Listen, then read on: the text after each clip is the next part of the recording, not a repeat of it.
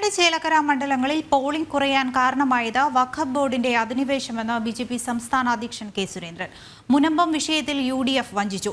LDF തെറ്റായ സമീപനം സ്വീകരിക്കുന്നു. ഇത് തെരഞ്ഞെടുപ്പുകളിൽ ക്രിസ്ത്യൻ വോട്ടുകൾ കുറയാനിടയാക്കി. രണ്ടാനമ്മയുടെ മക്കളാണ് ക്രൈസ്തവർ എന്ന തരത്തിലാണ് ഇരു മുന്നണികളും കാണുന്നത്. EP-യുടെ ആത്മകഥയിലെ വിശദാംശങ്ങൾ ഇന്നലെ പുറത്തുവരാൻ കാരണം VD സതീശന്റെ ഇടപെടലാണെന്നും കെ സുരേന്ദ്രൻ പറഞ്ഞു.